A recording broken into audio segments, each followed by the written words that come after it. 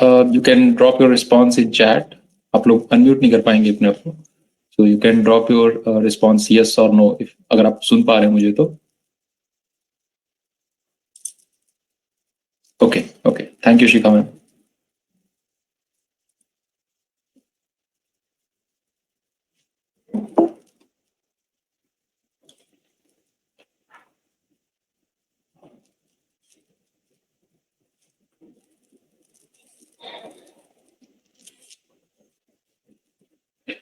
Okay, so start करते हैं आज का सेशन. आज का सेशन बहुत ही छोटा सेशन मैंने रखा है. ये बेसिकली फोकस किया गया है कि किस तरह से GSTR1 में ट्रांजैक्शंस जो पोस्ट होते हैं वो पोस्ट होते हैं, किस तरह के ट्रांजैक्शंस को किस तरह से पोस्ट करना चाहिए और इस बकेट में. क्योंकि अगर हम GSTR1 देखें basically, if I show you this GSTR1, so GSTR1 के अंदर ये जो टेबल्स दी हुई हैं, ये बेसिकली जो टेबल्स है इनमें किन किस तरह के ट्रांजैक्शन पड़ते हैं, इनका रिटर्न पे क्या इम्पैक्ट आता है, और जो एक बॉटल नेक होता है, जैसे कई बार की रिपोर्ट होता है कि सर HSN समरी जो है टैली से नहीं बन रहा है, सारा कुछ तो इंपोर्ट हो जाता है बट HSN समरी इंपोर्ट नहीं होता, वो ब्लैंक रहता है. वो इशू कब आता है, इन चीजों को हम देखेंगे. इसके अलावा कुछ चीजें हम प्रिंट से रिलेटेड देखेंगे. जैसे बहुत से लोग कंप्लेन करते हैं कि हम लोग इनवॉइस प्रिंट कर रहे हैं और 2 कॉपी बना रहे हैं, तो वो हमें रिसिपिएंट और मतलब सप्लायर और बायर की कॉपी चाहिए, लेकिन उसमें ट्रांसपोर्टर की कॉपी भी प्रिंट हो जाती है. तो वो कैसे रिजॉल्व करेंगे. दूसरा इशू प्रिंट से रिलेटेड जो इसमें हम लोग देखेंगे वो ये होगा कि कई बार हम लोग जब नंबर ऑफ कॉपीज ज्यादा प्रिंट करते हैं, लेट्स से कि अगर हम नंबर ऑफ कॉपीज 2 कर रहे हैं सेल्स की, क्योंकि आज GSTR1 की बात हो रही है तो हम सारा का सारा सेल्स का ट्रांजेक्शन भी डिस्कस करेंगे. तो अगर हम सेल के टाइम पे नंबर ऑफ इनवॉइसेस जो कॉपी है वो हम 2 कर रहे हैं, तो उसके साथ साथ ई वे बिल भी 2 कॉपी प्रिंट हो रही है. ठीक है, तो इसको हम किस तरीके से रिजॉल्व कर सकते हैं. ठीक है, तो यही बेसिक चीजें GSTR1 और कुछ प्रिंट की चीजें और HSN समरी, ये हमारा आज का बेसिक फोकस रहेगा. तो स्टार्ट करते हैं. तो ये जो टेबल वाइज यहाँ पे दिया गया है, ये बेसिकली मैं आपको ट्रांजेक्शन बाय ट्रांजेक्शन दिखाऊंगा कि ट्रांजेक्शन में किस चीज का इम्पैक्ट कहाँ पर पड़ता है. ठीक है, तो for that thing I am just opening one more window of tally prime, ताकि मैं आपको फ्रीक्वेंटली स्विच करके इम्पैक्ट दिखा सकूं.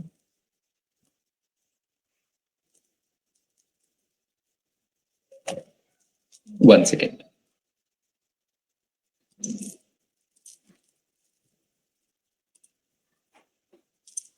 Let me share my complete screen. Okay.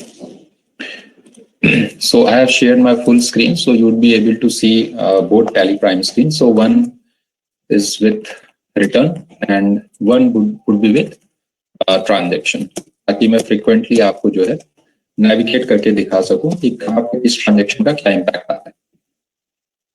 Okay, so let's start with the first transaction. तो मैंने transaction already कर रखे हैं. ठीक है, आपकी जो भी कोई क्वेरी है आप अपने Q&A बॉक्स में डाल सकते हैं, चैट बॉक्स में डाल सकते हैं. Before winding up the session I will go through the Q&A and we will try to solve as much as we can. तो सबसे पहली जो हम ट्रांजेक्शन देख रहे हैं वो B2B ट्रांजेक्शन है. That is a normal B2B transaction. तो B2B ट्रांजेक्शन का मतलब ये है कि जब एक रजिस्टर्ड GST रजिस्टर्ड बिजनेस दूसरे GST रजिस्टर्ड बिजनेस को सेल कर रहा होता है. तो यहाँ पे एक पार्टी है स्पेक्ट्रम, मेरी जो कंपनी है KBCL प्राइवेट लिमिटेड, ये दिल्ली में लोकेटेड है, और अकॉर्डिंगली हम जो है टैक्स लगाएंगे डिपेंडिंग अपॉन पार्टीज लोकेशन. जो पार्टी का लोकेशन होगा वहां पे हम ट्रांजेक्शन के हिसाब से हम टैक्स लगाएंगे. ठीक है, तो ये पार्टी का मास्टर है, इसमें मैंने कुछ भी चेंज नहीं किया. जहां पे कोई चेंज होगा वहां मैं आपको ओपन करके ये पूरी कॉन्फ़िगरेशन दिखाऊंगा कि वहां पे मैंने क्या चेंज किया है और वो चेंजेस क्यों किए गए हैं. ठीक है, वो सारी चीजें मैं आपको यहाँ पर दिखाऊंगा. तो ये बेसिक एक B2B ट्रांजेक्शन है जिसके अंदर एक रजिस्टर्ड पार्टी है KBCL प्राइवेट लिमिटेड, जो अपने एक कस्टमर स्पेक्ट्रम स्पोर्ट्स इंडस्ट्रीज को जो है सेल कर रही है. और इसमें जो भी प्रोडक्ट सेल हो रहा है वो सारा का सारा जो है वो आपका टैक्सेबल प्रोडक्ट है, यानी कि उस पर कोई ना कोई टैक्स रेट लगना है. तो GST की कॉन्फ़िगरेशन वगैरह पे हम आज नहीं जा रहे हैं, हम सिर्फ ट्रांजेक्शन और उसके रिटर्न के इम्पैक्ट को हम आज यहाँ पर देखेंगे. तो अकॉर्डिंगली हमने यहाँ पे सारे स्टॉक सेलेक्ट किए, देन हमने IGST लगाया.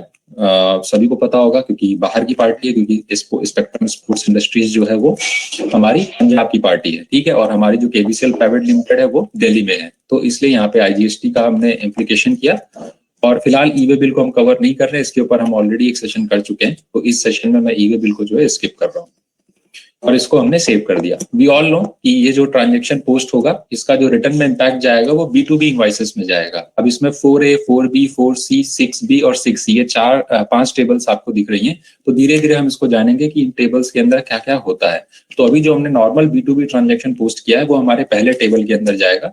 अगर आप देखना चाहते हो spectrum India private limited B2B first invoice जो थी वो हमारी B2B टेबल में आ गई है। ठीक है, ये अभी हम नॉर्मल जो रिटर्न का फॉर्मेट है हम उसको देख रहे हैं। ठीक है, तो पहला ट्रांजेक्शन B2B किस तरह से इंप्लीमेंट होगा वो हमें यहाँ पर पता चल गया। अब आते हैं अपने दूसरे ट्रांजेक्शन पे जो कि हमारा B2B सेल्स का है। अब B2B और B2C को हमने अलग अलग कर लिया है। क्यों कर लिया है? क्योंकि हमें वाउचर क्लास हमने अलग अलग बनानी है। हमने एक वाउचर बना लिया है B2B का जिसकी सीक्वेंसिंग B2B के प्रीफिक्स से चल रही है और दूसरी B2C के प्रीफिक्स से चल रही है।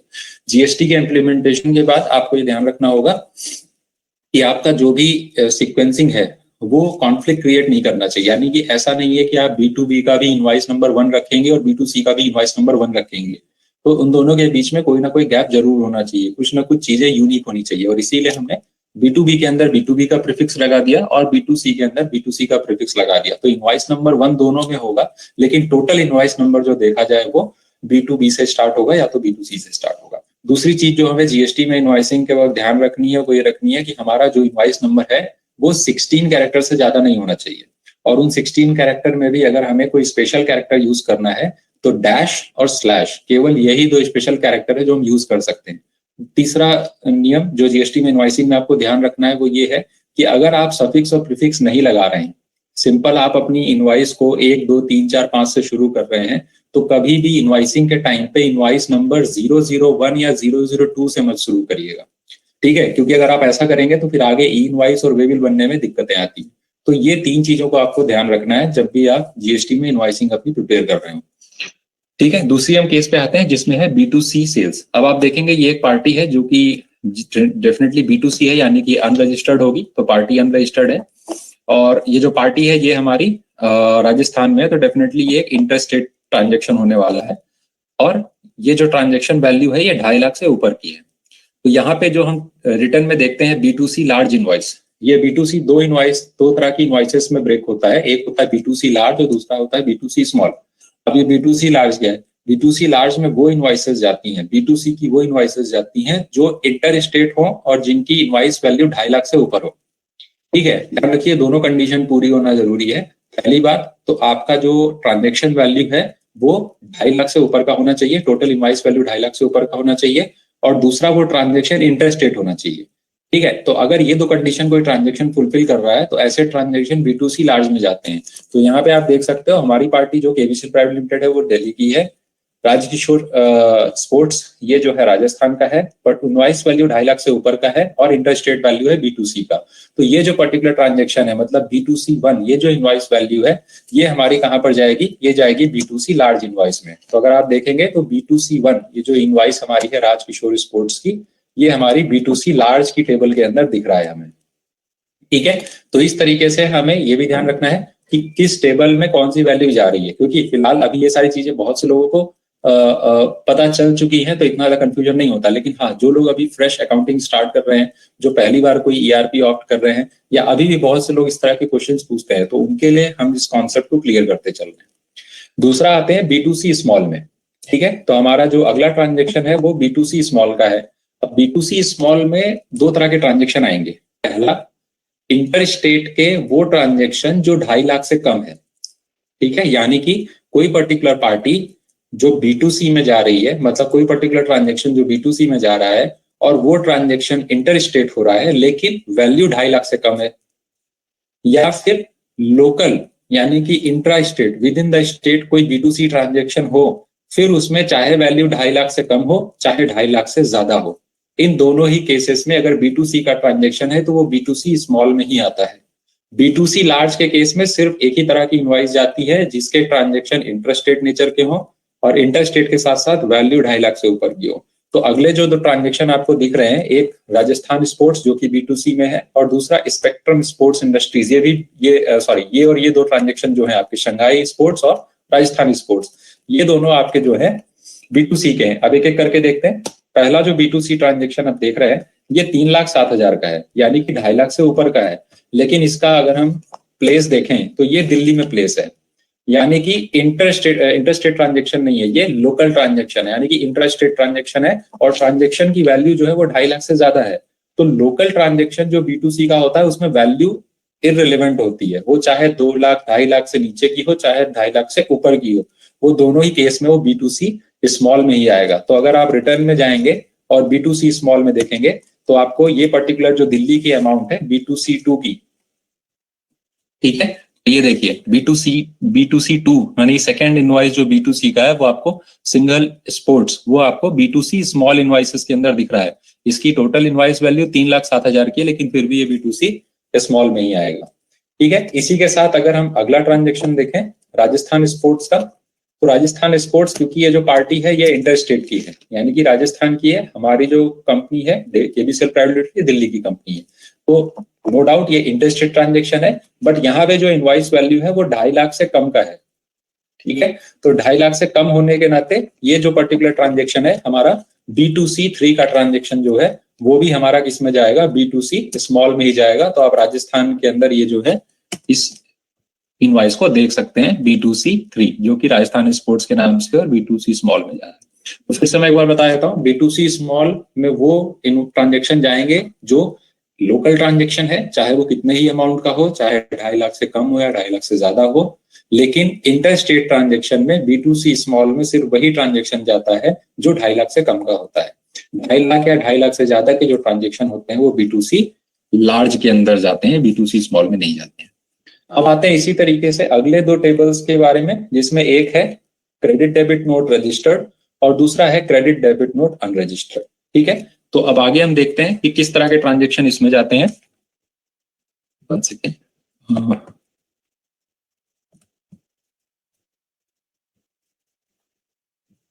ओके,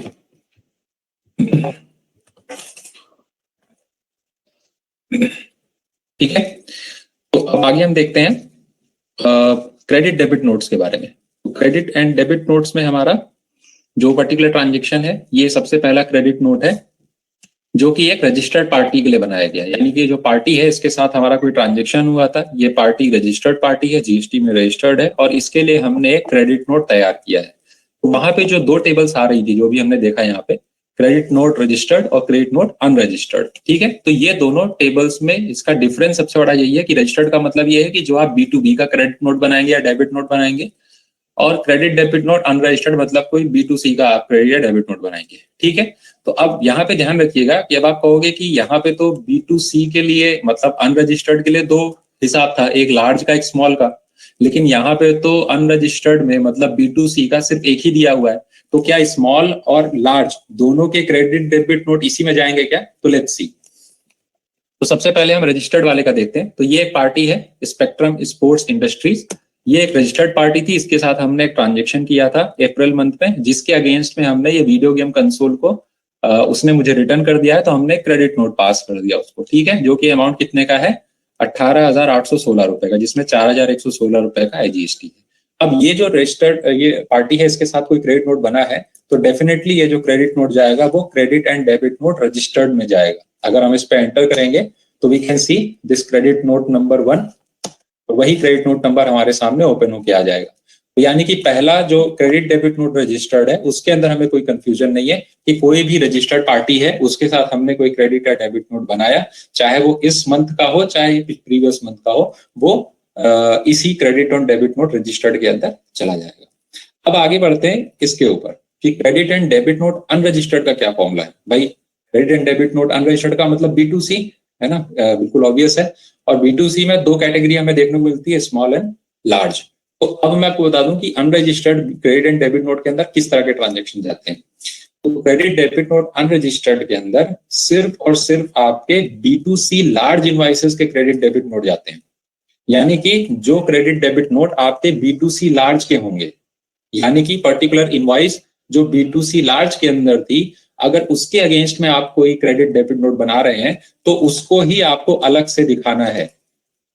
ठीक है, अब आप कहोगे कि B2C स्मॉल वाला कहां जाएगा? तो B2C स्मॉल की जो फिगर होती है वो बेसिकली नेट फिगर होती है, यानी कि ये जो B2C स्मॉल इनवॉइसेस है इसकी जो फिगर यहाँ पर आ रही है ये नेट फिगर आ रही है। नेट फिगर का मतलब कि ये अपने क्रेडिट एंड डेबिट नोट को माइनस करने के बाद यहाँ लिखी जाती है। तो इसका आपको अलग से क्रेडिट एंड डेबिट नोट का कोई हिसाब किताब नहीं बनाना है, खासकर B2C स्मॉल इनवॉइसेस का। ठीक है, तो इसके लिए हमने क्या किया, यहाँ पे आप देख सकते हैं कि हमने एक इनवॉइस पोस्ट किया है, क्रेडिट नोट पोस्ट किया है सिंगल स्पोर्ट्स के नाम से। अब ये सिंगल स्पोर्ट्स क्या है, एक अनरजिस्टर्ड पार्टी है।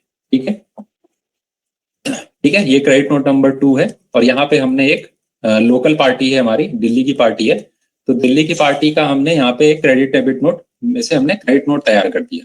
अब क्योंकि ये दिल्ली की पार्टी है तो हमें बिल्कुल क्लियर है, क्योंकि लोकल ट्रांजेक्शन है तो लोकल ट्रांजेक्शन चाहे कितने भी अमाउंट का हो B2C का, वो हमेशा किसमें आता है, B2C स्मॉल में ही आएगा। ये चीज तो क्लियर हो गई। यानी कि ये जो क्रेडिट डेबिट नोट है ये अलग से अनरजिस्टर्ड में नहीं दिखेगा। अनरजिस्टर्ड क्रेडिट डेबिट नोट में वही क्रेडिट और डेबिट नोट आते हैं जो B2C लार्ज के लिए बनाए जाते हैं। ठीक है, तो क्योंकि ये लोकल ट्रांजेक्शन था तो लोकल ट्रांजेक्शन की सारी B2C इनवॉइसेस किसमें आती हैं, B2C स्मॉल में आती हैं। तो हम देखेंगे रिटर्न के अंदर क्रेडिट डेबिट नोट अनरजिस्टर्ड के अंदर ये सेकंड नंबर का क्रेडिट नोट नहीं आ रहा है, ये थर्ड नंबर का आ रहा है, जबकि ये ट्रांजेक्शन कौन सा है, क्रेडिट नोट नंबर 2 है। तो अब ये कहाँ गया, ये आपको दिखेगा, जैसे मैंने बताया कि B2C स्मॉल जो इनवॉइसेस होती है इनकी वैल्यू नेट वैल्यू होती है, यानी कि टोटल सेल माइनस जितना आपका B2C स्मॉल सेल हुआ है उसमें से जो उसके क्रेडिट डेबिट नोट है वो माइनस करने के बाद आपको फिगर यहाँ दिखाई जाती है। तो जब आप इसके अंदर जाओगे यहाँ पर, ठीक है, और दिल्ली में एंटर करोगे तो आप देख सकते हो ये क्रेडिट नोट नंबर 2 आपको यहाँ पर दिख रहा है और इसमें से 3,630 रुपए की वैल्यू यहाँ पर माइनस होके हमें बाहर दिख रही है। ठीक है, तो इस चीज का हमें ध्यान रखना है कि ये जो भी वैल्यू हमें यहाँ B2C स्मॉल में दिखती है ये नेट वैल्यू दिखती है। इस पे कई बार कंफ्यूजन हो जाता है कि सर ये अनरजिस्टर्ड का तो वहां पे आना चाहिए, क्रेडिट डेबिट नोट अनरजिस्टर्ड में, तो वहां पे नहीं दिखेगा, वहां पे सिर्फ उन्हीं इनवॉइसेस का दिखेगा जो B2C लार्ज इनवॉइसेस के क्रेडिट डेबिट नोट होंगे। ठीक है, तो इस चीज का ध्यान देना पड़ेगा। और अगर आप इसको वेरीफाई करना चाहें तो एक्ट या रूल कोई भी चीज उठा के GST का एक्ट रूल उसमें सब बहुत ही क्लियरली ये सारी चीजें लिखी हुई हैं, आप वहां से भी इसको वेरीफाई कर सकते हैं। ठीक है, so that was the B2C small. अब आते हैं राजकिशोर ट्रांसपोर्ट जिसका हम क्रेडिट नोट बना रहे हैं, और ये पर्टिकुलर पार्टी जो है अनरजिस्टर्ड है और राजस्थान में है, यानी कि ये वो पार्टी है जो कि अनरजिस्टर्ड है और हमारे स्टेट से बाहर की है, तो डेफिनेटली इंटरस्टेट ट्रांजेक्शन हुआ। अब इंटरस्टेट ट्रांजेक्शन होने के नाते हमने इसका जब क्रेडिट नोट बनाया तो ये जो पर्टिकुलर इनवॉइस थी इस पार्टी की वो हमारी B2C लार्ज की थी। ये जो क्रेडिट नोट बना है राजकिशोर स्पोर्ट्स का ये B2C लार्ज इनवॉइस थी। ठीक है, अगर आप देखोगे तो ये यहाँ पे ये इनवॉइस थी राजकिशोर एक्सपोर्ट, B2C है, और B2C में ये लार्ज इनवॉइस का मतलब क्या हुआ, 2.5 लाख से ऊपर की वैल्यू थी इसकी, तो 2.5 लाख से ऊपर है, इंटरस्टेट है, इसलिए B2C लार्ज हो गया। तो जब भी हम किसी B2C लार्ज इनवॉइस का क्रेडिट डेबिट नोट बनाएंगे तो वो हमें अलग से दिखाना पड़ेगा, वो हमें एक एक लाइन आइटम दिखाना पड़ेगा, उसको हम डायरेक्ट नेट अमाउंट में नहीं लिख सकते। तो इसी के लिए जो क्रेडिट नोट नंबर 3 है वो क्रेडिट नोट नंबर 3 हमें रिटर्न में यहाँ पर दिखता है, क्रेडिट डेबिट नोट अनरजिस्टर्ड में। आप जब जाओगे यहाँ पे आप देखो क्रेडिट नोट नंबर 3 आपको -18,000 समथिंग रुपए आपको यहाँ पर दिख रहा है। तो that is the basic difference between credit debit note registered and credit debit note unregistered, जिसमें काफी ज्यादा कंफ्यूजन जो है वो लोगों को रहता है। ठीक है, आगे बढ़ते हैं। इसमें एक पार्टी है रेड टॉप स्पोर्टिंग गुड्स, ठीक है, जिसमें हमने एक्सपोर्ट किया हुआ है, क्योंकि अगर आप देखेंगे तो इस टेबल के अंदर आपको अगला जो है वो एक्सपोर्ट इनवॉइस मिल रहा है। मैं यहाँ टेबल बाय टेबल लेके चल रहा हूँ ताकि आप लोग को हर टेबल का रिलेवेंस समझ में आ जाए। 2 टेबल यहाँ पे अभी खाली हैं तो इनको भी हम आगे यूज करेंगे अभी फिलहाल।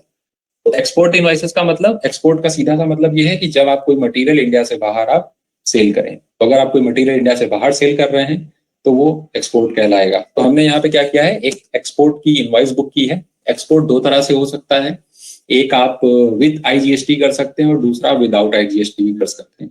विदाउट IGST तब होता है जब आप लेटर ऑफ अंडरटेकिंग जिसको LUT कहते हैं, अगर आप LUT के साथ अगर एक्सपोर्ट कर रहे हैं तो वहां पे आपको टैक्स पे करने की जरूरत नहीं होती। जो भी आपने टैक्स पे किया होता है अपनी एक्सपोर्ट सेल पे गुड्स खरीदने के लिए, उन सबका आपको रिफंड मिल जाता है।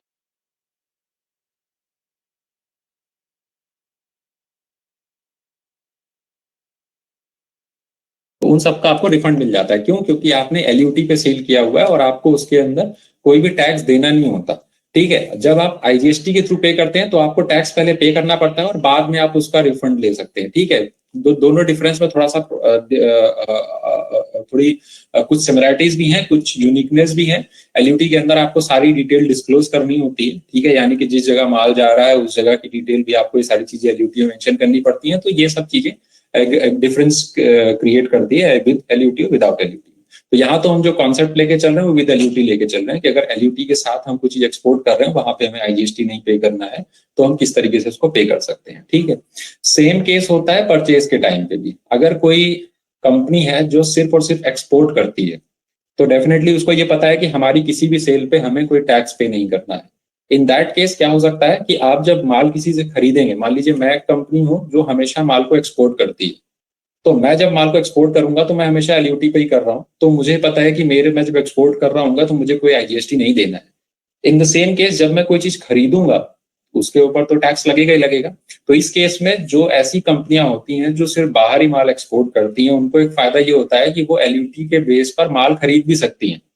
यानी कि जो एक्सपोर्ट ओरिएंटेड यूनिट होती है, ईओयू जिसको कहते हैं, एक्सपोर्ट ओरिएंटेड यूनिट्स जो होती हैं, उनको एक डिस्काउंटेड रेट पे जीएसटी लगता है जो 0.1% होता है। ठीक है, तो इस तरह के भी प्रोविजन उसके अंदर हैं, वो भी हमने यहाँ पे कोशिश की है करने की, लेकिन अभी आगे देखते हैं कि इस तरीके से इसको एक्सपोर्ट सेल को हम कंसीडर कर रहे हैं। तो यहाँ पे हमने एक पार्टी क्रिएट की, रेड टॉप स्पोर्टिंग गुड्स, जिसका हमने कंट्री सेट कर दिया। डेफिनेटली कोई जीएसटी डिटेल यहाँ पर नहीं भरी जाएगी। भरने के बाद हमने यहाँ पर एक्सपोर्ट का एक हमने सेल्स हेड बना रखा है। आप अगर चाहो तो अलग से बना सकते हो, अगर नहीं बनाना है तो आप सिर्फ सेल्स लेकर भी काम चला सकते हैं। ठीक है, अब यहाँ पे क्लासिफिकेशन आपको सेट करना पड़ेगा। अगर आपने ऑलरेडी मास्टर बनाया है और आपको पता है कि आपकी सारी की सारी जो सेल होनी है वो विद एलयूटी होनी है एक्सपोर्ट, तो आप उस मास्टर के अंदर ही नेचर ऑफ क्लासिफिकेशन सेट कर दीजिए, आपको इसकी जरूरत नहीं पड़ेगी। लेकिन अगर आप एक ही मास्टर के साथ, मतलब सेल्स के साथ ही आप एसईजेड सेल भी कर रहे हैं, सेल के मास्टर के साथ आप एक्सपोर्ट सेल भी कर रहे हैं, सेल के साथ आप एक्सपोर्ट एलयूटी भी कर रहे हैं, सेल के साथ आप नॉर्मल सेल भी कर रहे हैं, तो फिर आपको ये नेचर ऑफ क्लासिफिकेशन जो है आपको चेंज करना पड़ता है बार बार। अगर आप जितने भी तरह के ट्रांजेक्शन है उतने तरह के आप सेल्स लेजर बना लें, export sale, SEZ sales, LUT sales, sales taxable, ये सब अलग अलग बना ले, तो फिर आपको नेचर ऑफ क्लासिफिकेशन सेट करने की जरूरत नहीं पड़ेगी, क्योंकि ये मास्टर के अंदर ही सेट हो जाएगा। ठीक है, तो सिर्फ इतना सा डिफरेंस है दोनों के अंदर। इसके बाद जो भी एडिशनल डिटेल है वो सब यहाँ पर फिल कर सकते हैं, और फिल करने के बाद इसको हम सेव कर देंगे। क्योंकि हमने यहाँ पे इसकी जो बेसिक क्लासिफिकेशन है उसको हमने ओवरराइड किया है, इसलिए हमसे पूछ रहा है कि जो आपने क्लासिफिकेशन ओवरराइड किया है क्या वो सही है, कहीं गलत तो नहीं है। तो अगर आप इसको एक्सेप्ट करेंगे तो ये इसको सेव तो कर लेगा, लेकिन इसको आपको एज ए एरर दिखाने लग जाएगा कि ये एरर है, इसको सही कर लीजिए। लेकिन मुझे पता है कि जो मैंने एक्सपोर्ट एलयूटी लिखा हुआ था वो सही था, तो मैं इसको क्या करूंगा, ओवरराइड कर दूंगा, मतलब इसको मुझे ओ प्रेस करना पड़ेगा, तो ये एज इट इज सही मान के इसको सेव कर लेगा। अगर इस ट्रांजेक्शन का इम्पैक्ट देखा जाए तो जो भी हमने एक्सपोर्ट की इनवॉइसेस डाली होंगी, जितने भी ऐसी पार्टीज होंगी जो इंडिया से बाहर रिसाइड कर रही हैं और वहां पे हमने उनको सेल किया है, तो that will go under this export invoices. You can see this red top sporting goods export sales जो है यहाँ पर आ रहा है, क्योंकि ये एलयूटी के बेस पे था, तो यहाँ पर कोई भी टैक्स अमाउंट यहाँ पर शो नहीं करेगी। ठीक है, इसके बाद हम अगले ट्रांजेक्शन पे चलते हैं, जो कि एक एसईजेड का एसईजेड सेल्स के लिए। एसईजेड क्या होता है, मतलब कि एसईजेड को भी एक तरह से हम एक्सपोर्ट ही मानते हैं। ठीक है, by definition it is considered as export, लेकिन अगर कहीं कोई ऐसा, जैसे इंडिया में बहुत सारे ऐसे प्लेस है जिनको स्पेशल इकोनॉमिक जोन दिया जाता है, मतलब कि आप वहां पे अगर कोई अपनी एक्टिविटी कर रहे हैं तो डेफिनेटली आपको कुछ प्रिविलेज मिलता है, कुछ आपको डिस्काउंट्स मिल जाते हैं, कुछ आपको रिलैक्सेशन मिल जाते हैं स्टैच्यूटरी और अदर फ्रंट्स पे। तो ऐसी लोकेशन पे अगर आप स्पेशल इकोनॉमिक जोन में बिजनेस कर रहे हैं तो that is also considered as a inter state transaction, चाहे वो आपके सेम स्टेट में क्यों ना हो। ठीक है, जैसे कि आप दिल्ली में हैं और दिल्ली में ही कोई एसईजेड लोकेशन है, आप वहां पे माल सप्लाई कर रहे हो, तो that will be considered as inter state supply. इसी तरह अगर आप यहाँ से कहीं बाहर भी दे रहे हो, मतलब इंडिया में ही एक स्टेट से दूसरे स्टेट में दे रहे हो, तो definitely that will be considered as inter state supply. तो एसईजेड का केस भी सेम होता है। ठीक है, एसईजेड जो सेल होती है उसको कैसे हम रिकॉर्ड करेंगे, अगर कोई पार्टी जहां हम सेल कर रहे हैं वो एसईजेड में स्पेशल इकोनॉमिक जोन में आता है, तो वहां हम किस तरह से सेल करेंगे। इसके लिए आप क्या करोगे, ये पार्टी मैंने बनाई, इस पार्टी को बनाने के बाद यहाँ पे मैंने उसका स्टेट डाला, मतलब डेफिनेटली मेरे केस में ये केरला में है, और set and alter GST detail में जाके आपको क्या करना है, यहाँ पर इस ऑप्शन में पार्टी टाइप में आपको एसईजेड सेलेक्ट कर लेना है, which is special economic zone, यानी कि ये जो पर्टिकुलर पार्टी है ये स्पेशल इकोनॉमिक जोन में है और यहाँ पर मैं सप्लाई कर रहा हूँ, यहाँ पर मैं माल जो है वो सेल कर रहा हूँ। ठीक है, और सेल करने के बाद जो भी मेरा मतलब एलयूटी बॉन्ड के थ्रू मैं कर रहा हूँ तो एलयूटी बॉन्ड, अदरवाइज मैं नॉर्मल टैक्स लगा के सेल कर रहा हूँ तो मैं टैक्स लगा के यहाँ पर सेल कर सकता हूँ। मेरे केस में मैं एलयूटी बॉन्ड के ऊपर सेल कर रहा हूँ, इसलिए मैंने यहाँ पर कोई भी टैक्स इम्प्लीमेंट नहीं किया है। ठीक है, फिलहाल ई वे बिल मैं अभी स्किप कर रहा हूँ। तो सिर्फ एक ही चीज आपको ध्यान रखनी है कि जो पर्टिकुलर आप ट्रांजेक्शन कर रहे हैं उसमें पार्टी में सेट एंड जीएसटी टेल के अंदर उसको पार्टी टाइप में आपको एसईजेड मार्क करना पड़ेगा। अब क्योंकि एक्सपोर्ट सेल का जो मास्टर है उसका इस्तेमाल मैं एसईजेड सेल के लिए भी कर रहा हूँ, तो इसीलिए वो कह रहा है क्योंकि आपने नेचर ऑफ क्लासिफिकेशन को ओवरराइड कर दिया है। ठीक है, अब ओवरराइड किया है तो आपको बताना पड़ेगा कि ये सही है या गलत है ना, जस्ट फॉर प्रिकॉशनरी साइड कि आपको ये पूछ रहा है, ऐसा तो नहीं आपने गलती से चेंज कर दिया। तो अगर आप श्योर हैं कि नहीं ये करेक्ट है तो आप इसको ओवरराइड कर सकते हैं, इसमें कोई हार्म नहीं होगा आपको। ठीक है, आप इसको ओ प्रेस करेंगे, ये एज इट इज आपको सेव कर देगा, एज अ करेक्ट ट्रांजेक्शन ये पोस्ट हो जाएगा। अब ये कहां पर दिखेगा आपको, तो ये जो पर्टिकुलर पार्टी थी जिसका नाम था S36 द स्पोर्ट्स स्टोर, ये आपको एज अ B2B इनवॉइस दिखेगा। ठीक है, ये देखिए S36 द स्पोर्ट्स स्टोर, ये जो आपकी पर्टिकुलर एसईजेड की सप्लाई थी, जब आप GSTR1 का फॉर्मेट देखेंगे, अगर आप नॉर्मल पीडीएफ भी डाउनलोड करके देखेंगे तो आपको बहुत क्लियरली उसमें लिखा होगा कि जो 4A 4B 4C 6B और 6C जो टेबल्स हैं इनमें कौन कौन से ट्रांजेक्शन आते हैं, ये सारे के सारे ट्रांजेक्शन जो है आपको B2B के अंदर यहाँ पर शो हो जाएंगे। ठीक है, इसके बाद हम अगले ट्रांजेक्शन पे आते हैं which is deemed export transaction. अब डीम्ड एक्सपोर्ट क्या होता है? डीम्ड एक्सपोर्ट एक बेसिकली ऐसा नेचर ऑफ ट्रांजेक्शन बनाया है जिसको ऐसे इस तरह से डिफाइन किया है कि एक्सपोर्ट हमें पता है, एक्सपोर्ट का मतलब ये है, एक्सपोर्ट की जो पहली क्राइटेरिया होता है वो ये होता है कि पर्टिकुलर जो गुड्स जो हम सेल कर रहे हैं वो पर्टिकुलर गुड्स इंडिया से बाहर जाना चाहिए, तब हम उसको एक्सपोर्ट मानेंगे।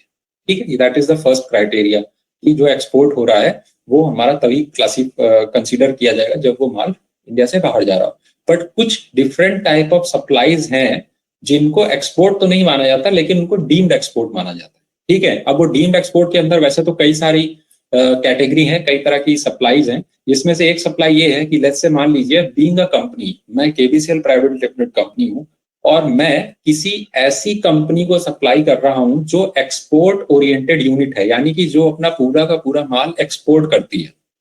अगर मैं ऐसी कंपनी को सप्लाई कर रहा हूँ, ऐसी कंपनी को जिसको EOU कहा जाता है, एक्सपोर्ट ओरिएंटेड यूनिट कहा जाता है, तो अगर ऐसी किसी कंपनी को मैं सप्लाई कर रहा हूं तो that supply will be considered as deemed export.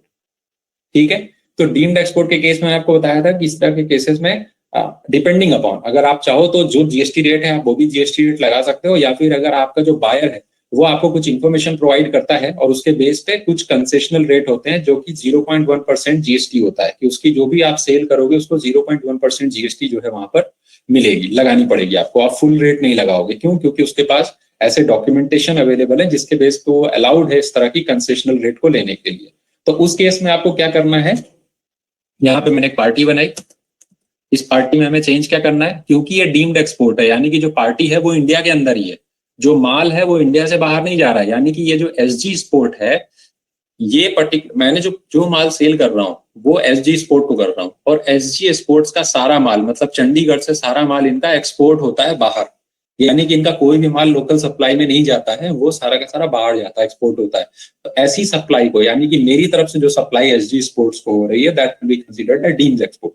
ठीक है, तो इस केस में मुझे क्या करना है, इस पार्टी की डिटेल में यहाँ पर मुझे एक छोटा सा चेंज करना पड़ेगा। मैं इस पार्टी में यहाँ पर लिखूंगा डीम्ड एक्सपोर्ट। ठीक है, यानी कि ये पार्टी को मैं as a deemed export tag कर दूंगा। पिछले केस में हमने एसईजेड टैग किया था क्योंकि वो स्पेशल इकोनॉमिक जोन में था। ठीक है, इतना करने के बाद हमें कोई ट्रांजेक्शन लेवल पे कोई चेंज नहीं करना है, हमने सिर्फ एक चीज का यहाँ ध्यान दिया, क्योंकि इस पार्टी के ऊपर मैं यहाँ पे आपको दिखा देता हूँ,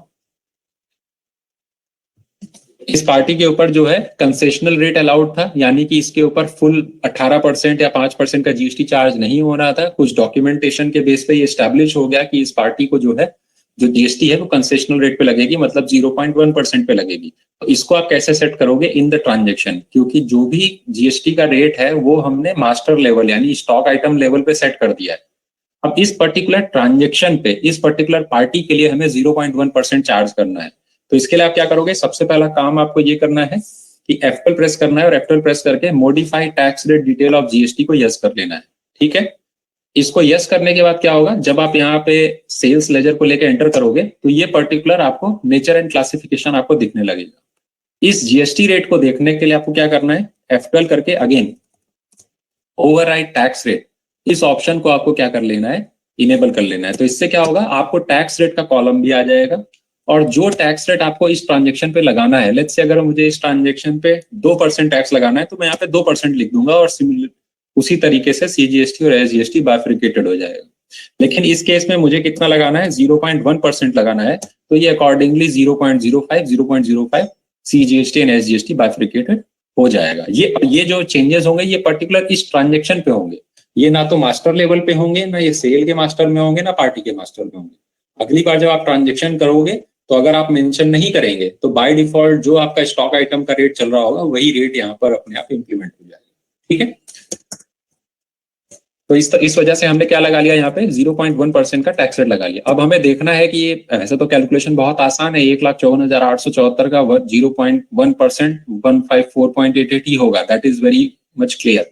बट अगर आपको डबल श्योर होना है तो यू कैन प्रेस ऑल्ट ए और you can press on related reports.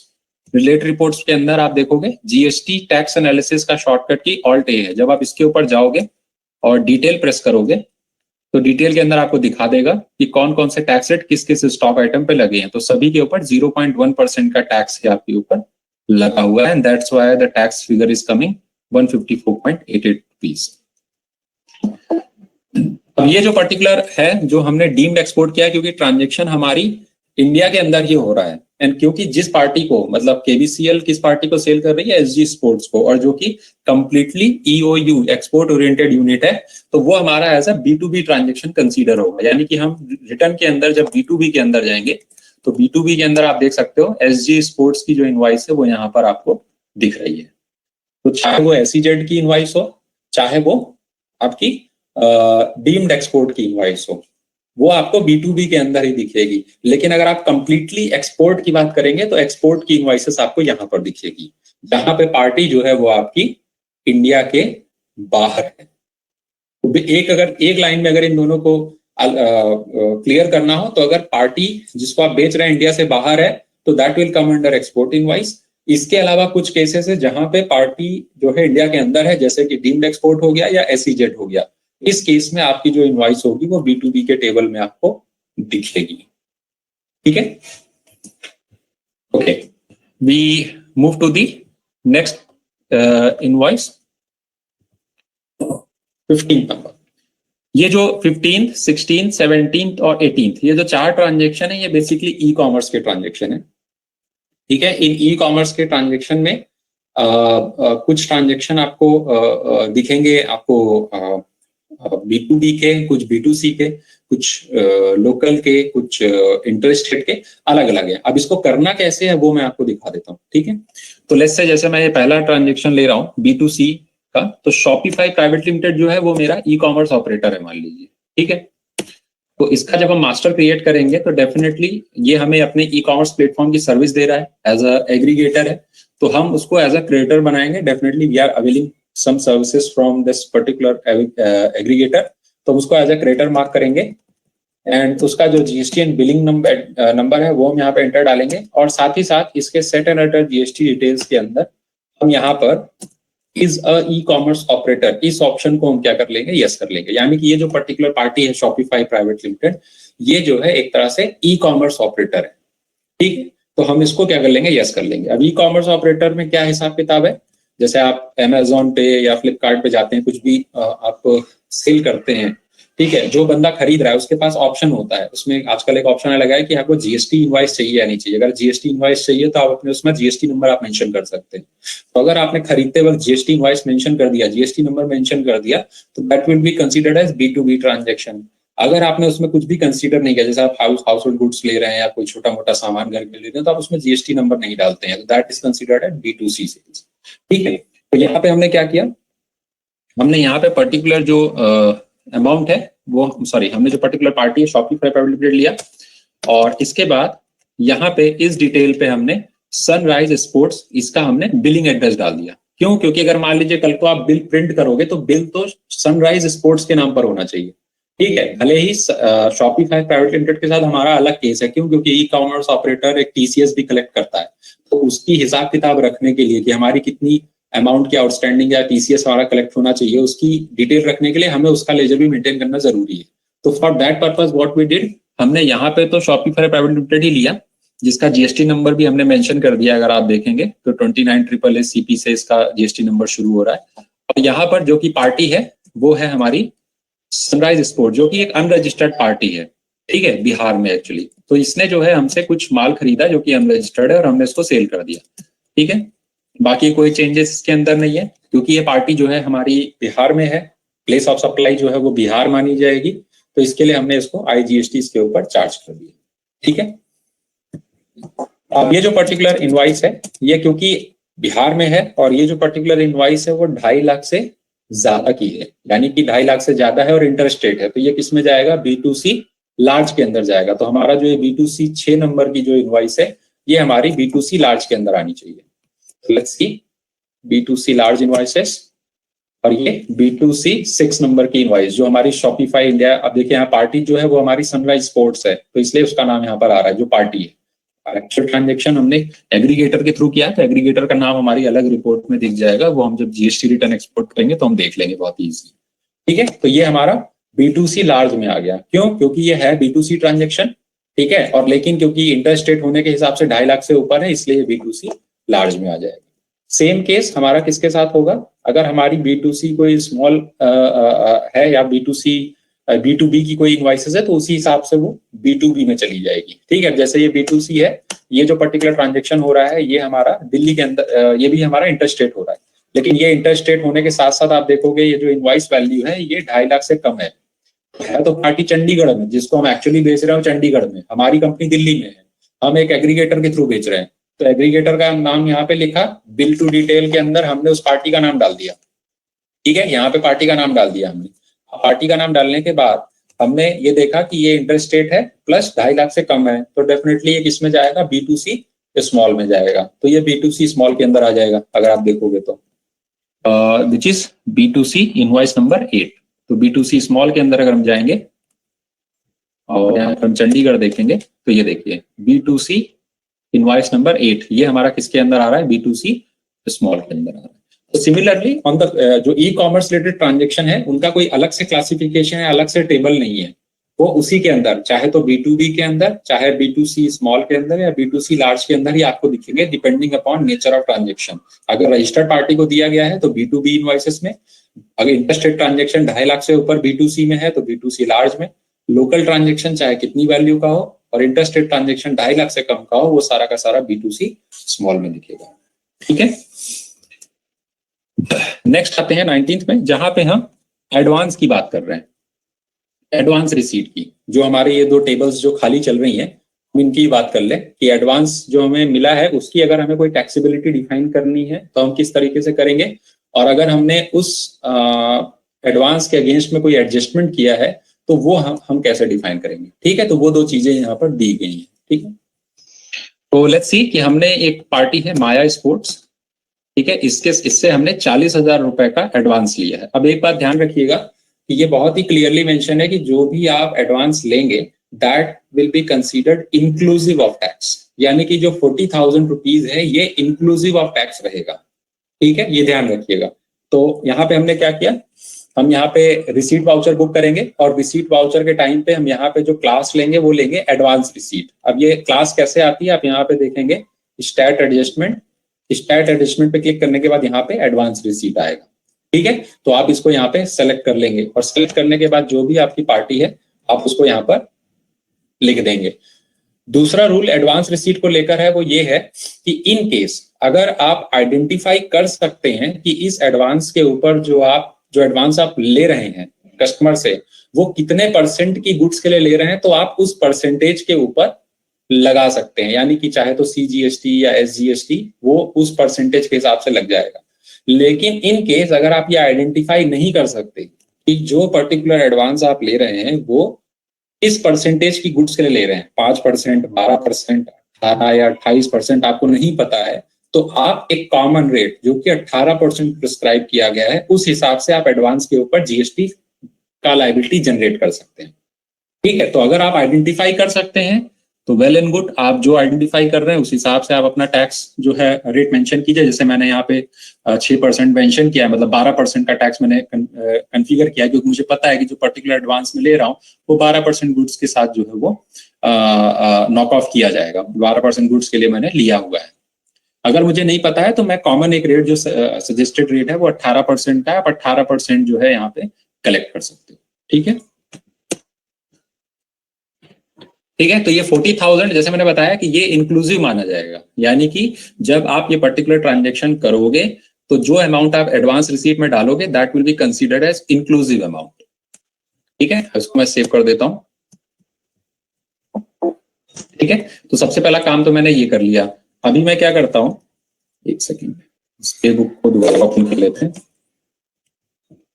ठीक है, तो एक ट्रांजेक्शन ये रिसीट का हो गया। अब इसका रिटर्न लेवल पे क्या इंपैक्ट आएगा वो देख लेते हैं। तो मान लीजिए मैं GSTR1 ओपन करता हूं। GSTR1 में जैसे ही आप एडवांस रिसीट डालेंगे तो आपको बताएगा टैली कि इस पर्टिकुलर महीने में, इस पर्टिकुलर मंथ में कितने ऐसे एडवांसेस हैं जिन पे आपको टैक्स की लायबिलिटी जनरेट करनी है। तो जैसे अभी हमने 40,000 का रिसीट जनरेट किया, तो ये हमें बता रहा है GSTR1 में नीचे की तरफ जब आप आओगे तो आपको दिखाएगा अमाउंट अनएडजस्टेड अगेंस्ट सप्लाई, यानी कि ऐसे कितने एडवांस हैं जिनका एडजस्टमेंट अभी सप्लाई के साथ नहीं हुआ है। सप्लाई मतलब आपने उसके अगेंस्ट में कोई सेल नहीं की है, आपने एडवांस तो ले लिया बट अभी कोई सेल नहीं किया, तो वो 40,000 दिखा रहा है। अब आप इस पे एंटर करिए। एंटर करने के बाद जितनी भी डिटेल होंगी वो यहाँ पर आएगी। अब आपको यहाँ पर देखिए, जैसा मैंने बताया था 40,000 will be considered as inclusive amount. तो यहाँ पे देखिए इंक्लूसिव अमाउंट के हिसाब से कैलकुलेशन आ रही है, यानी कि जो बेस वैल्यू आ गई वो आ गई 35,714 रुपीज 28 पैसा, और उस पर जो टैक्स अमाउंट आ गया वो ये दिखा रहा है। ठीक है, तो ये ध्यान रखिएगा, जो भी आप एडवांस रिसीट लेंगे that will be considered as inclusive of tax. अब हमें क्या करना है, अब हमें इस पर्टिकुलर टैक्स का एडजस्टमेंट पोस्ट करना है। ठीक है, मान लीजिए हमें अगर एडजस्टमेंट पोस्ट करना है तो हम कैसे करेंगे, तो इसके लिए हमने क्या किया,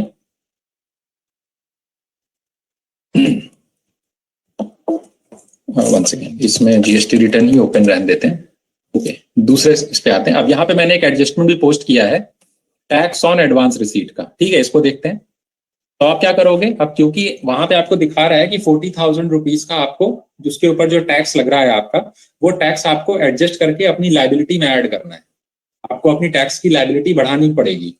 ठीक है, तो अब वो कैसे होगा, तो वो करने के लिए हम क्या करेंगे, सबसे पहले जनरल वाउचर ओपन करेंगे और यहाँ पर हम सेलेक्ट करेंगे stat adjustment. Under stat adjustment will select increase of tax liability, और क्योंकि हमें टैक्स की लायबिलिटी को बढ़ाना है, और उसके बाद हम सेलेक्ट करेंगे on account of advance receipt, यानी कि टैक्स लायबिलिटी क्यों बढ़ रही है, क्योंकि हमें एडवांस रिसीट मिला है। ठीक है, हमने कुछ एडवांस जो है वो रिसीट किया है, ये हम यहाँ पर सेलेक्ट कर लेंगे। और इसके बाद आप क्या करोगे, टैक्स ऑन एडवांस रिसीट, ये आप यहाँ पे अकाउंट को जो है वो डेबिट करोगे, which will go under indirect expenses. अभी के लिए फिलहाल हम इसको इनडायरेक्ट एक्सपेंसेस में ट्रीट कर रहे हैं। आपको अगर इसका डेफिनेटली आगे अगर क्रेडिट या कुछ लेना है तो आप उसको एज ए एसेट भी ट्रीट कर सकते हो। फिर यहाँ पे जो सेंट्रल जीएसटी हमारा जो लेजर अभी तक हम यूज कर रहे थे इनवॉइसेस में, हम वो सेलेक्ट करेंगे, और क्योंकि और उसके बाद हम स्टेट जीएसटी इसका जो है लेजर सेलेक्ट करेंगे, यानी कि हमें जो एडवांस लिया था वो हमने लोकल टैक्स के लिए लिया था।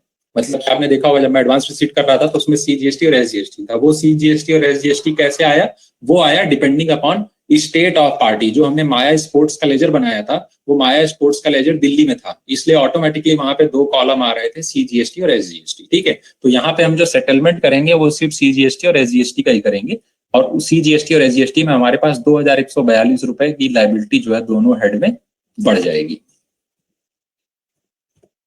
ठीक है, और इसको हमने एक्सेप्ट कर दिया। The moment we will accept this, we can go and check this under GSTR1। अब आप देख सकते हैं ये ऑप्शन यहाँ पे हमें दिखने लगा। जैसे ही हमने एडवांस रिसीट का जो लायबिलिटी जनरेट किया, automatically tax liability and advance receipt के अंदर हमारी इतनी लायबिलिटी जो है वो जनरेट होगी। ठीक है, इतनी लाइबिलिटी हमारी क्या हो गई, वो जनरेट हो गई कि 35,714 रुपीज जो है वो हमारा टैक्सेबल अमाउंट बन गया, क्योंकि 40,000 रुपए हमने लिया था। देखिए टोटल 40,000 दिख रहा है, तो इंक्लूसिव फिगर आ गई यहाँ पे 35,714 रुपए 28 पैसे की, और उसके ऊपर जो टैक्स लगना है वो CGST और SGST के ब्रैकेट्स में हमें यहाँ पर मिल गया।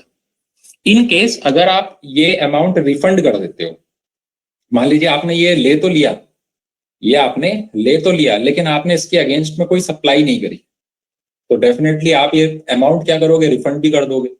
तो रिफंड करने के टाइम पे आप क्या करोगे, इसी का, क्योंकि मे भी हो सकता है कि आप या तो उस वाउचर को ही डिलीट कर दो, क्योंकि वो तो इंटरनल कंट्रोल के ऊपर है, हम उसको डिलीट कर देंगे, वो वहां से हट जाएगा, ठीक है। लेकिन क्योंकि अगर बैंक में ट्रांजेक्शन आ चुकी है, बैंक के हिसाब, बैंक में ट्रांजेक्शन आया हुआ है, बैंक स्टेटमेंट में है, तो हमें अपने बुक्स ऑफ अकाउंट को भी उससे मैच कराना पड़ेगा रिकंसिलेशन के टाइम पे।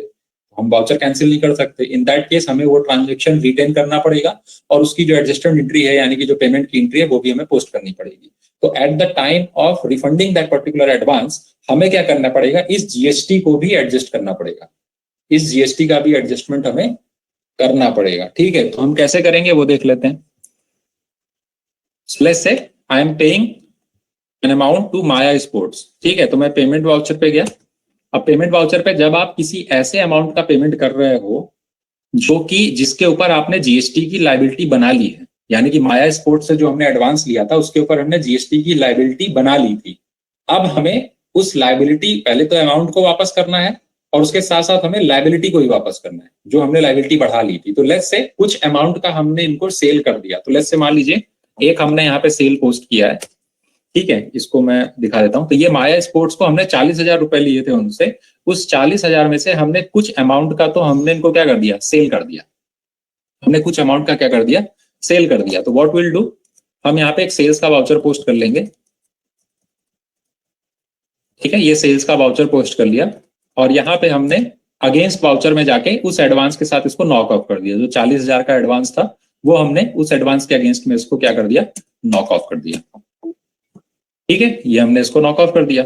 नॉक ऑफ करने के बाद जो बची हुई अमाउंट थी, यानी कि जो बचा हुआ फिगर आ रहा है, जो कि इस केस में, हाँ, क्योंकि ये पुराने बैलेंस को मिला के दिखा रहा है, तो जो एडवांस के अगेंस्ट जो हमारा बैलेंस बच रहा है वो कुछ 11,000 समथिंग का बच रहा है 40,000 में से।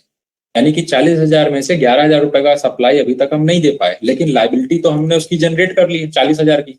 तो जब हम वो अमाउंट वापस करेंगे, जो बैलेंस फिगर है, जब हम वापस करेंगे तो उस अमाउंट को वापस करते वक्त हमें उसकी जीएसटी की एडजस्टमेंट भी पोस्ट करनी पड़ेगी, ठीक है। अदरवाइज क्या होगा, लाइबिलिटी हमारी हाई हो जाएगी, जबकि हमें देना नहीं है उसमें, ठीक है। तो उसके लिए हम क्या करेंगे, यहाँ पे हमने एक पेमेंट डाला, जो बचा हुआ अमाउंट था उसका हमने पेमेंट 11,424 रुपए का हम यहाँ पेमेंट डाल रहे हैं। पेमेंट के वक्त हमें क्या करना है, सेलेक्ट करना है स्टैट एडजस्टमेंट, यहाँ से हम लेंगे रिफंड ऑफ एडवांस रिसीट, यानी कि अब जो हम रिफंड कर रहे हैं वो किसका कर रहे हैं, एडवांस रिसीट का कर रहे हैं। ये हमने सेलेक्ट कर लिया और इस पर्टिकुलर वाउचर को हमने पोस्ट कर दिया, ठीक है। सेम तरीके से, क्योंकि जीएसटी का कैलकुलेशन किया था हमने उस वक्त भी, तो इस वक्त भी जीएसटी का कैलकुलेशन होगा, ठीक है। अब ये क्योंकि पुराने एडवांस के अगेंस्ट में था तो अगेंस्ट रेफरेंस लिया, एडवांस, देखिए सेम अमाउंट यहाँ पे बचा है 11,424 रुपए, वो अमाउंट यहाँ से क्या हो जाएगा, खत्म हो जाएगा।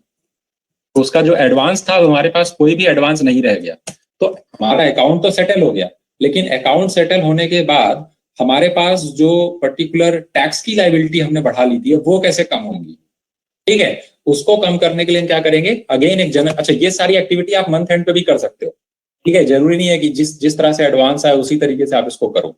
अगर आप एडवांस रिसीट के ऊपर आने वाली लाइबिलिटी को फॉलो करते हैं तो, इन केस अगर आप नहीं फॉलो करते हैं तो वो एक अलग बात है, लेकिन अगर आप फॉलो करते हैं, जरूरी नहीं कि आप इसको हर ट्रांजेक्शन के साथ पोस्ट करें, ठीक है। आप एक ट्रांजेक्शन सारी लाइबिलिटी जनरेट करने का कर सकते हैं, और एक ट्रांजेक्शन आप लाइबिलिटी को नॉक ऑफ करने का कर सकते हैं, ठीक है। तो यहाँ पे हमने क्या किया, जनरल वाउचर में गए, अंदर जनरल वाउचर हमने क्या सेलेक्ट किया, स्टेट एडजस्टमेंट। अब क्योंकि हमारी जो लाइबिलिटी बढ़ गई थी उसको हमें क्या करना है, कम करना है, क्योंकि लाइबिलिटी हमने बढ़ा ली थी 40,000 रुपए से, लेकिन अब हमें 11,000 रुपए के हिसाब से लाइबिलिटी को कम करना है। तो हम यहाँ लेंगे डिक्रीज ऑफ टैक्स लाइबिलिटी, और दूसरा सेल्स अगेंस्ट एडवांस रिसीट, यानी कि जो हमने एडवांस रिसीट लिया था उसके अगेंस्ट में हमने या तो सेल कर दिया है, उसके लिए हम क्या कर रहे हैं, यहाँ पे अपनी एडवांस, अपनी जो पर्टिकुलर जो लाइबिलिटी है उसको हम क्या कर रहे हैं, डिक्रीज कर रहे हैं, ठीक है। तो यहाँ पे हमने सेंट्रल जीएसटी की लायबिलिटी को कम किया डेबिट करके, अमाउंट डाल दिया यहाँ पे। उसके बाद स्टेट जीएसटी को सेलेक्ट किया, यहाँ पे अमाउंट डाल दिया। उसके बाद टैक्स ऑन एडवांस रिसीट, जो हमने total tax on advance receipt डाला था उसमें से हम इतने रुपए को कम कर देंगे। क्यों? क्योंकि टोटल जो हमारी रिसीट आई हुई थी उसमें से हमें इतने की लायबिलिटी कम कर देनी है। ठीक है,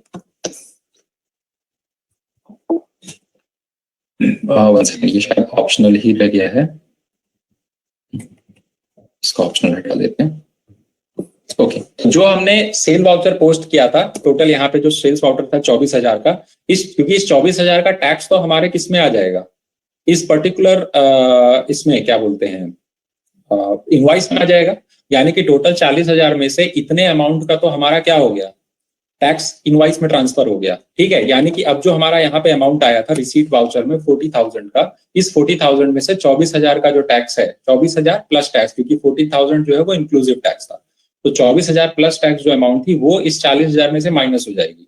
तो बची हुई जो फिगर है, जो बची हुई फिगर हमारी आ रही है, मैं एक बार के लिए पेमेंट का वाउचर हटा देता हूँ यहाँ से। ठीक है, पेमेंट का वाउचर हटा देते हैं। तो यहाँ से हमने क्या किया, एडवांस रिसीट लिया, उसके अगेंस्ट में हमने फिर एक अपना लायबिलिटी जनरेट किया 40,000 का। फिर उससे उसी महीने में हमने कुछ उस एडवांस के अगेंस्ट हमने कुछ सेल कर दिया, which is of 24,000 plus tax, which is equal to 28,576।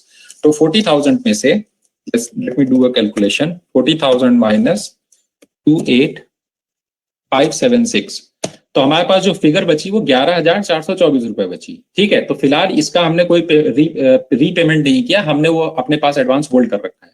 ठीक है, तो अब हम क्या करेंगे, क्योंकि हमारे पास जो एडवांस पेमेंट आया था वो 40,000 का आया था और उसमें से हमने 28,000 रुपए की इनवॉइस बना दी है।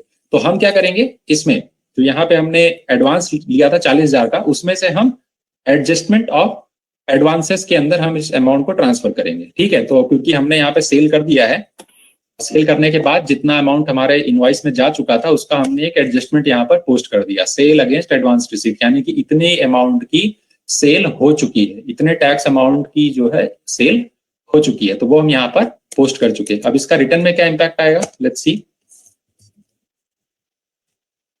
ये देखिए, अब ये जो 24,000 रुपए की हमने सेल की थी और प्लस टैक्स की सेल की थी, वो यहाँ पे माइनस हो जाएगा। यानी कि टोटल जो एडवांस था वो 40,000 का था, जिसमें से 28,576 की लायबिलिटी एडजस्ट हो गई।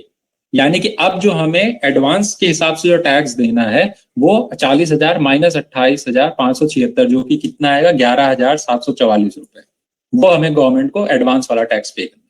अगर हम वो भी नहीं करना चाहते तो हम क्या करेंगे, जो हमने पेमेंट की एंट्री की थी वो हम पेमेंट की एंट्री करेंगे और फिर एडवांस का एडजस्टमेंट दिखा देंगे, काम खत्म। फिलहाल मैं उस सिनेरियो पे नहीं जा रहा हूँ। ठीक है, तो हमने क्या क्या चीजें देखी, सबसे पहले हमने B2B ट्रांजेक्शन देखे। B2B ट्रांजेक्शन के अंदर हमारा local transaction B2B, interstate transaction B2B, SEZ transaction और डीम्ड एक्सपोर्ट ट्रांजेक्शन, ये 4 ट्रांजेक्शन हमारे इसके अंदर आए थे। इसके साथ साथ हमारा एक ई कॉमर्स का ट्रांजेक्शन आया था जो कि B2B ट्रांजेक्शन। ठीक है, B2C लार्ज के अंदर इंटरस्टेट B2C ट्रांजेक्शन जो कि 2.5 लाख से ऊपर है वो इसके अंदर आएंगे। फिर चाहे आपने ई कॉमर्स के साथ किया हो, B2B B2C ट्रांजेक्शन इंटरस्टेट, वो भी इसी के अंदर आएगा। दूसरा B2C स्मॉल के अंदर वो ट्रांजेक्शन होंगे जो इंटरस्टेट होंगे और 2.5 लाख से कम होंगे, या फिर लोकल में B2C चाहे कितने भी अमाउंट का हो इंक्लूडिंग ई कॉमर्स, वो सारे ट्रांजेक्शन इसके अंदर आएंगे। क्रेडिट डेबिट नोट रजिस्टर्ड में वो ट्रांजेक्शन आएंगे जो किसी रजिस्टर्ड पार्टी के ट्रांजेक्शन के ऊपर क्रेडिट या डेबिट नोट बनाए गए होंगे। क्रेडिट डेबिट नोट अनरजिस्टर्ड में वो ट्रांजेक्शंस आएंगे जो किसी अनरजिस्टर्ड पार्टी के लिए B2C लार्ज इनवॉइस के लिए बनाए गए होंगे। B2C स्मॉल का कोई अलग से बकेट नहीं होता है, B2C को हम यहीं पर B2C स्मॉल के अंदर ही दिखा के नेट बैलेंस को डिस्प्ले कर देते हैं। इसके बाद एक्सपोर्ट इनवॉइस, मतलब ऐसी एक्सपोर्ट्स ऑफ गुड्स जिसमें माल इंडिया से बाहर जा रहा है, मतलब हमारा जो पर्टिकुलर बायर है वो इंडिया के बाहर है, इस तरह के एक्सपोर्ट जो है वो एक्सपोर्ट इनवॉइसेस में आएंगे। फिर अगर हमने कोई एडवांस लिया हुआ है तो हम एडवांस रिसीट को का वाउचर पोस्ट करेंगे और उसके ऊपर जनरल वाउचर के अंदर जाके एक लायबिलिटी जनरेट कर देंगे, जिससे कि हमें ये पता चल जाए कि कितने एडवांस के ऊपर हमें कितना टैक्स पे करना है। अगर हमने उस पर्टिकुलर मंथ के अंदर या उसके अगले मंथ के अंदर हमने कोई एडजस्टमेंट किया, यानी कि जो एडवांस हमने लिया है उसके अगेंस्ट हमने कोई सेल कर दी है, तो हम उसको यहाँ पर सेल वाउचर पोस्ट करेंगे और जनरल वाउचर के अंदर एक डिक्रीज ऑफ टैक्स लायबिलिटी करके एक जनरल वाउचर पोस्ट कर देंगे। जो बैलेंस फिगर होगी वो हमारी टैक्स एडवांस में चली जाएगी। नील रेटेड के अंदर क्या होता है, यानी कि कोई आप ऐसा प्रोडक्ट बेच रहे हो जो कि जीएसटी के अंदर तो है लेकिन उसके ऊपर जो टैक्स रेट है वो 0% है। ठीक है, तो ऐसी जो सप्लाईज होंगी वो नील रेटेड के अंदर आएंगी। नील रेटेड के अंदर देखिए दोनों चीजें आती हैं, रजिस्टर्ड भी, अनरजिस्टर्ड भी, इंटर स्टेट भी, इंट्रा स्टेट भी। यानी कि कोई भी नील रेटेड सप्लाई होगी, जैसे यहाँ पे आप देख सकते हो ये एक पर्टिकुलर पार्टी है स्पेक्ट्रम स्पोर्ट्स इंडस्ट्रीज, इसको मैंने व्हील टॉय बेचा है। अब ये व्हील टॉय जो है वो 0% पे है, ये देखिए इसके ऊपर कोई टैक्स नहीं लग रहा है। ठीक है, तो इसलिए ये नील रेटेड के अंदर आ जाएगा। और नील रेटेड कोई भी ट्रांजेक्शन हो, चाहे वो इंटर स्टेट हो, चाहे इंट्रा स्टेट हो, चाहे रजिस्टर्ड के साथ हो, चाहे अनरजिस्टर्ड के साथ हो, ये कंफ्यूजन में मत रहिएगा कि आपने कोई रजिस्टर्ड पार्टी को कोई एग्जेम्प्टेड प्रोडक्ट बेच दिया तो वो B2B में आ जाएगा, नहीं आएगा। B2B से या B2C से कोई भी नील रेटेड प्रोडक्ट हो, एग्जेम्प्टेड हो या नॉन जीएसटी हो, वो सारा यहीं पर आएगा। ठीक है, ओके फाइन। तो दिस वाज द थिंग। इसके बाद हम कुछ चलते हैं प्रिंट से रिलेटेड, जो हमने चीजें कही थी कि अगर हम प्रिंट कर रहे हैं तो कुछ चीजों में हमें प्रॉब्लम होती है, तो उसको हम कैसे शॉर्ट आउट करेंगे। तो सबसे पहली चीज है नंबर ऑफ कॉपीज। अगर हमें किसी इनवॉइस की बाय डिफॉल्ट कॉपी चाहिए, 1 कॉपी 2 कॉपी, या हमें सेल का इतना कॉपी चाहिए, डेबिट नोट का इतना कॉपी चाहिए, तो वो हम कहाँ से सेट कर सकते हैं। ठीक है, तो उसके लिए आप क्या करोगे, आप प्रिंट पे जाओगे, यहाँ पे ऊपर प्रिंट का ऑप्शन आ रहा है, प्रिंट के ऑप्शन में कॉन्फ़िगर में आप जाएंगे और कॉन्फ़िगर में यहाँ पे ऑप्शन आ रहा है शो मोर का। इस शो मोर के अंदर आप देखेंगे set number of copies for printing voucher, ये ऑप्शन यहाँ पर आ रहा है। ठीक है, आप इस ऑप्शन में जाइए, तो यहाँ पे आप सेट कर सकते हैं कि किस वाउचर के लिए बाय डिफॉल्ट कितनी कॉपी आपको चाहिए। ठीक है, जिस पर्टिकुलर वाउचर के लिए आपको जितनी कॉपी चाहिए आप वहां पे एंटर कर सकते हैं। तो लेट्स से जैसे मैंने यहाँ पे सेल्स इनवॉइस का बाय डिफॉल्ट मुझे 2 कॉपी मिलना चाहिए, तो मैं यहाँ पे 2 कॉपी सेट कर दिया और वो 2 कॉपी बाय डिफॉल्ट प्रिंट होगी, मुझे प्रिंट के टाइम पे कुछ भी नहीं करना पड़ेगा। ठीक, तो ये पहली चीज जो मैं बता रहा था आपको। दूसरी चीज है कि हमें दूसरा चीज ये होता है कि जब हम 2 कॉपी प्रिंट करते हैं तो जीएसटी के रूल के हिसाब से ये है, नियम ये कहता है कि आपको इनवॉइस की 3 कॉपी निकालनी है, ओरिजिनल आपके बायर के लिए, डुप्लीकेट ट्रांसपोर्ट के लिए, ट्रांसपोर्टर के लिए, और जो ट्रिप्लीकेट कॉपी है, तीसरी कॉपी है, वो सेलर के लिए हो जाएगी। ठीक है, ये एक रूल कहता है। लेकिन अगर हम काउंटर सेल कर रहे हैं, मतलब मेरी एक शॉप है, वहां पे कोई बंदा आके खरीद के ले जा रहा है, तो फिर मुझे ट्रांसपोर्टर कॉपी की कोई जरूरत ही नहीं है ना। ट्रांसपोर्टर कॉपी की जरूरत तब पड़ेगी जब मैं माल ट्रांसपोर्टर के थ्रू भेज रहा हूँ। ठीक है, तो उस केस में प्रॉब्लम क्या आती है कि अगर हम 3 कॉपी प्रिंट करते हैं या 2 कॉपी प्रिंट करते हैं, तो एक तो प्रिंट हो जाती है हमारी ओरिजिनल, दूसरी हो जाती है ट्रांसपोर्टर कॉपी।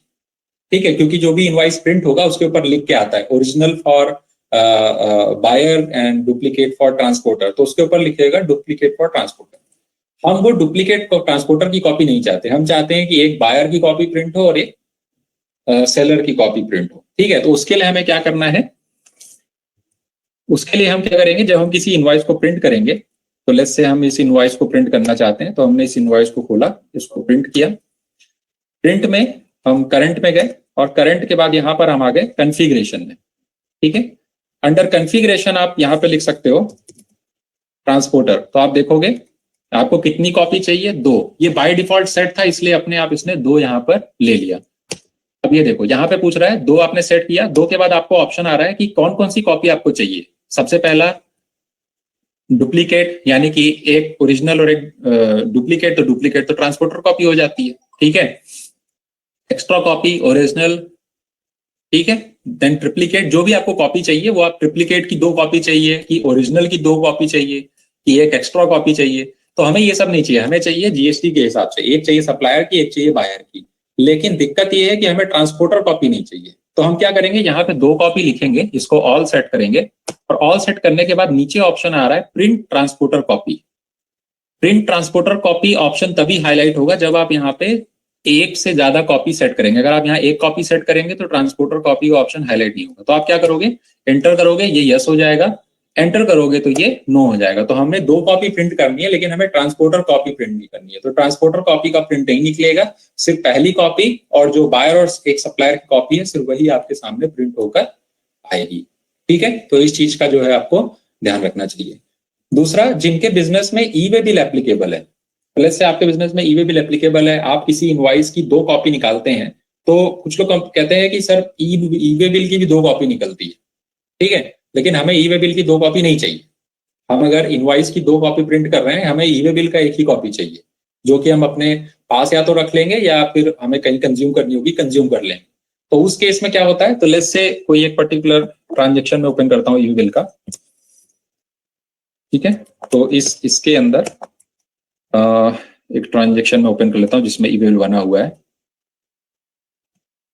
ठीक है। लेट्स से ये एक ट्रांजेक्शन है जिसके अंदर ई वे बिल बना हुआ है, ठीक है। इसके अंदर ई वे बिल सारा बना हुआ है। ई वे बिल कैसे बनता है, इसके ऊपर डिटेल्ड डॉक अवेलेबल है टैली की वेबसाइट पर, आप उसको भी देख सकते हैं। अब मैं इसको प्रिंट कर रहा हूँ, ठीक है। प्रिंट करते वक्त आप देखोगे यहाँ पे एक ऑप्शन आ रहा है नंबर ऑफ कॉपीज। तो यहाँ पर भी आप नंबर ऑफ कॉपीज में भी सेट कर सकते हो प्रिंट के टाइम पे, और या फिर आप डायरेक्ट प्रिंट के टाइम कॉन्फ़िगरेशन में चले जाइए और कॉन्फ़िगरेशन में शो मोर कीजिए। और शो मोर में जब आप set number of copies of printing voucher में जाएंगे तो यहाँ पे आपको सबसे लास्ट ऑप्शन दिखाएगा number of copies for E way bill. अगर आपको हर बार एक ही कॉपी चाहिए, चाहे आप इनवॉइस की कितनी भी कॉपी निकालें, 2 3 4 5, आपको ई वे बिल की एक ही कॉपी चाहिए तो आप यहाँ पे एक सेट कीजिए। आप अगर इनवॉइस 2 प्रिंट करेंगे, ई वे बिल 1 प्रिंट होगा।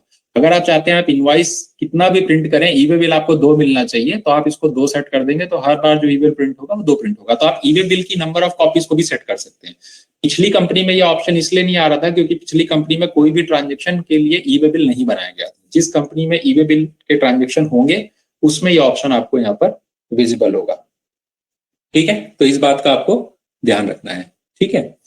लास्ट चीज जो आपको बतानी है रिटर्न से रिलेटेड, वो ये है एचएसएन समरी, जिसमें काफी ज्यादा क्वेरीज आती हैं। तो लेट्स से मान लीजिए मैं इस एचएसएन समरी में जाता हूँ, और ये एचएसएन समरी, सॉरी ये दूसरी कंपनी का खोला हुआ है, मैंने दूसरी जिस कंपनी में हम डेमो डेटा देख रहे थे वो ओपन कर लेते हैं, GSTR1, ठीक है। अब आप यहाँ पर अगर देखेंगे तो ये एचएसएन समरी में हमें डिटेल यहाँ पर आ रही है। कई बार कंप्लेन ये होती है कि सर हम जब टैली से जेसन बनाते हैं रिटर्न का, या फिर एक्सेल हम बना लेते हैं, तो एक्सेल में तो सारा कुछ आ जाता है, ठीक है। लेकिन जब हम जेसन में भी आ जाता है, लेकिन जब हम जेसन को अपलोड करते हैं पोर्टल पे तो सारा कुछ आ जाता है, लेकिन एचएसएन समरी ब्लैंक हो जाती है, ठीक है। बहुत से लोगों का ये प्रॉब्लम रहा होगा। तो अभी तक फिलहाल जिस भी कस्टमर के साथ हमने इंटरेक्ट किया है, तो वहां पे एक जो कॉमन प्रॉब्लम हमें देखने मिली है, वो क्या मिली है वो मैं आपके साथ बता देता हूँ, ताकि आप उसको एक बार देख सकें कि क्या वाकई आपके साथ ये प्रॉब्लम हो रहा है, या फिर आपके किसी कुछ पार्टनर्स भी होंगे यहाँ पे, तो उनके किसी कस्टमर के साथ ऐसा प्रॉब्लम हुआ है नहीं हुआ। तो एक जो कॉमन प्रॉब्लम हमें देखने को मिला है वो ये मिला है कि ऐसी प्रॉब्लम तभी आती है जब एक एचएसएन को हम मल्टीपल यूक्यूसीज में मैप कर देते हैं। जैसे कि मान लीजिए एक बिजनेस सिनेरियो में ले लेता हूं, ऐसा प्रैक्टिकली होता है, ठीक है। तो मान लीजिए मेरा एक बिजनेस है पेन का, मैं पेन सेल करता हूं। अब जो पेन है वो जो एक्सपेंसिव पेन्स होती हैं वो एक सिंगल पीस में भी आती है। जैसे एक पेन जो है वो 350 रुपए की है, तो वो एक सिंगल पीस में आ रही है। कुछ पेन जो हल्के प्राइस की होती है, कम प्राइस की होती है, वो बल्क में आती है, वो 10 के पैकेट में आती है। तो यानी कि है तो मेरा पेन एक ही एचएसएन नंबर मान लेते हैं, फॉर एग्जाम्पल मेरा एचएसएन नंबर है 1 2 3 4 5 6 7 8, ये मेरा एचएसएन नंबर है। अब एक एचएसएन नंबर को मैंने एक स्टॉक आइटम जो कि महंगी पेन का स्टॉक आइटम है, उसके अंदर मैंने उसको पीसेस में मैप कर दिया, और उसी एचएसएन नंबर को मैंने दूसरे पेन के स्टॉक आइटम यानी कि जो मेरे बल्क में आते हैं, पैकेट्स में आते हैं, 10 10 के पैकेट में, उसमें मैंने यूक्यूसी डाल दिया पैकेट। तो जीएसटी के टैली के हिसाब से तो सही है, कोई दिक्कत नहीं, क्योंकि आपने यूक्यूसी का मैपिंग कर दिया। लेकिन जीएसटी का पोर्टल जब आप उसको अपलोड करते हैं तो वहां पे ये चीज एरर बन जाती है, यानी कि एक एचएसएन 2 यूक्यूसी में नहीं जा सकता, ठीक है। तो ये एक कॉमन प्रॉब्लम है जो हमने देखा, और इसको जैसे ही हमने रिजॉल्व किया, ऑटोमेटिकली उनकी जीएसटी की रिटर्न में एचएसएन समरी भी रिटर्न के साथ अपलोड होना शुरू हो गई। तो कहीं पर भी ऐसी कोई प्रॉब्लम अगर आ रही है तो उसको सबसे पहले आप ये रिजॉल्व कीजिए कि जो एचएसएन नंबर है वो एचएसएन नंबर आपके एक एचएसएन जो है मल्टीपल यूक्यूसी में नहीं होने चाहिए, ठीक है। तो इसको चेक करिए। इसको हटाने का तरीका एक ये हो सकता है कि आप या तो एचएसएन के जो डिजिट्स हैं 6 डिजिट 8 डिजिट या 4 डिजिट जो भी एप्लीकेबल है उसके हिसाब से आप एचएसएन मेंटेन करें, और यूक्यूसी को बेसिकली कॉमन रखें, ठीक है। यूक्यूसी अगर एक एचएसएन है तो उसके ऊपर एक ही यूक्यूसी चलना चाहिए। अगर ऐसा नहीं है तो definitely it will give you an error, और आप जब रिटर्न अपलोड करेंगे तो ये रिटर्न जो है वो अपलोड नहीं होगी, ठीक है। तो मैं आपको एक बार ये एक्सपोर्ट करके भी दिखा देता हूँ जीएसटी की रिटर्न एक्सेल फॉर्मेट।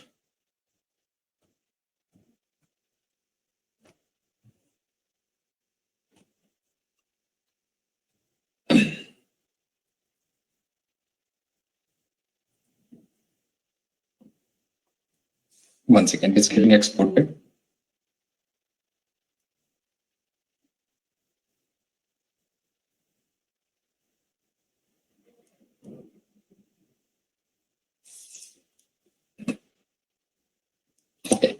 सो ये हमारी जो रिटर्न है वो एक एक्सेल फॉर्मेट में एक्सपोर्ट हुई है बेसिकली। तो अगर आप देखेंगे तो B2B के सारे ट्रांजेक्शन यहाँ पर आपको शो हो रहे हैं। ठीक है, अब आप गौर कीजिए, जो हमने ई कॉमर्स का एक ट्रांजेक्शन किया था उसमें B2B के 2 ट्रांजेक्शन ई कॉमर्स के थे। तो यहाँ पे जिस ई कॉमर्स प्लेटफॉर्म के साथ आपने ट्रांजेक्शन किया है वो आपका ट्रांजेक्शन, वो जीएसटी रेट यहाँ पर जो आ रहा है वो ई कॉमर्स का आ रहा है, जो हमारे केस में शॉपिफाई प्राइवेट लिमिटेड था।